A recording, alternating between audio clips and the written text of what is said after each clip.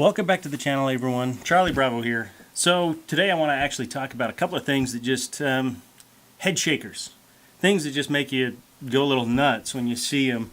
And I've seen a few of them recently, and really I just want to talk about those. Now, I want to point out that this is my opinion on these things.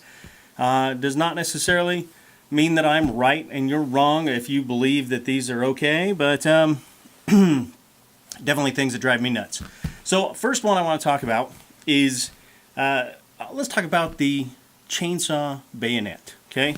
So recently the USA Today put out some images, potential accessories for AR-15. Actually, it said common accessories for AR-15. One of those was the chainsaw bayonet.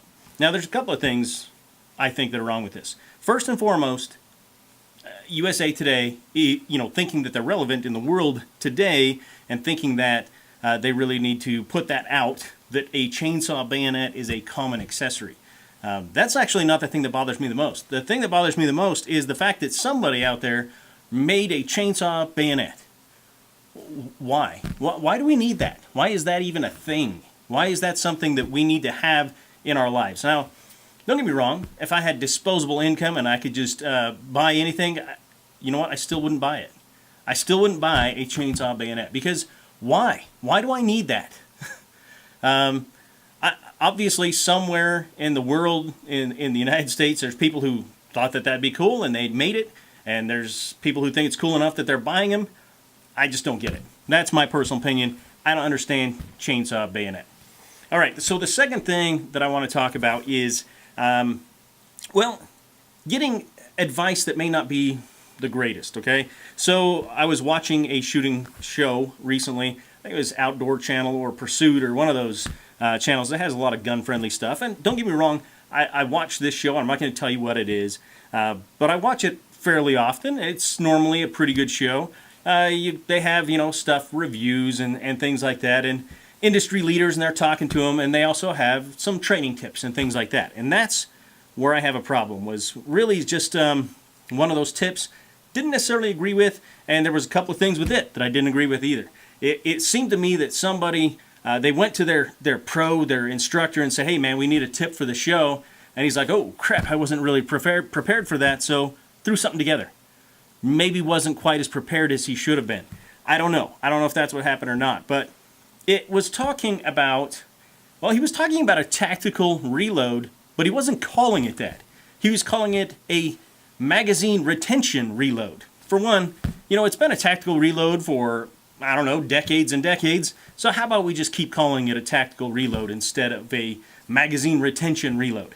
So if you're unaware of what a tactical reload is, it is where you are not necessarily out of ammo, but you are in a firefight, there's a lull in that fight, you still have rounds in here, but you want to top it off, right? So you're going to drop that magazine out of there, and you're going to put a fresh one in. So now you have one in the pipe, you have a full magazine as well.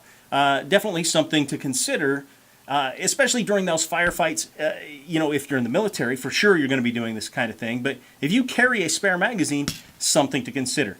Now, if that magazine that you drop out of there, it may have a few rounds left in it, you don't necessarily want to just dump that on the ground and ditch it. You may need those rounds later, so you're going to hang on to it. So this pro's tip was to drop your magazine, put it in a pocket, grab your fresh one, and put it in. Now, I'm not saying that that's wrong, because it's not necessarily wrong, but there's a more efficient way to do it. And I think that that's what bothers me, is it seemed like he didn't really think this through. Why it seemed like it was just kind of thrown together. Because what we teach at the training school where I work is we take our full magazine, then drop, get this back on target, and then stow our magazine in a pocket. That way, yes, you still have that one in the chamber, but I'm changing out and I have more rounds quicker. If I drop this out, stow it, grab a new magazine, and put it in, I have 4 or 5 seconds there where I only have one round, and that's the one in the chamber, and that's it. And some handguns won't fire if there's not a magazine in it. So even if it has that round in it, it may be useless to you because you can't shoot it. So the faster you can change that out, that magazine out, the better off you're going to be. You need to get that fresh one in there as quick as possible.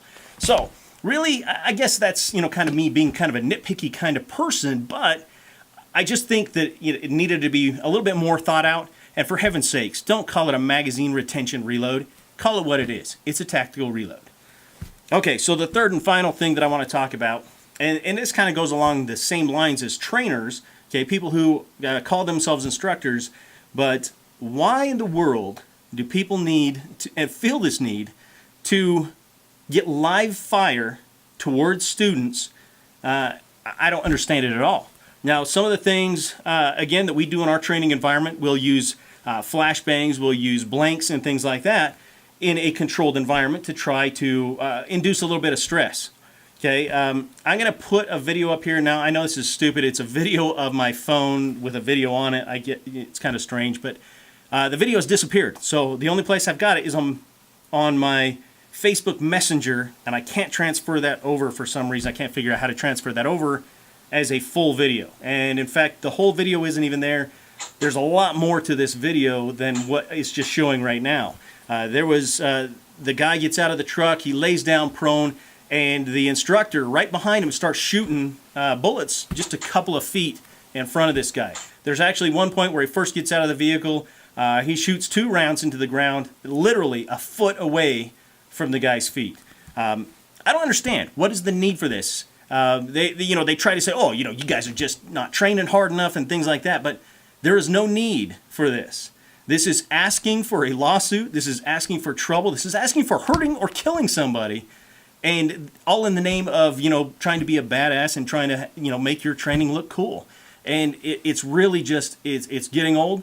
And my suggestion to you guys out there is, if you go to training and they start doing this type of thing, ask for your money back and leave. Because I wouldn't even want to be around during that. I don't think that this is the wisest path that we're taking in the firearms industry. I think that it's a horrible idea. And, maybe you disagree with me. Maybe you think that's awesome training and things like that. But you know what? We're not Spetsnaz, okay? Nor am I ever going to be. I can induce stress in my life and in my shooting, in my drills and things like that, and in my training without doing stupid things. So, anyway, guys, I hope you enjoyed the show today, and I hope you guys got something out of it. Let me know what you guys think. If you disagree with me, that's okay. Leave it down in the comment section. Let me know what you guys think. If you guys have something out there that maybe you think is just absolutely ridiculous, let me know. Leave it in the comments or send me a message or something like that. Send me an email. That email address is bombbuster72@gmail.com, or you can always just send me a message here on YouTube if you want as well. Anyway, remember that your mind, that is your most important weapon, and it's vital to be armed with information. Until next time, take care and be safe. Charlie Bravo out.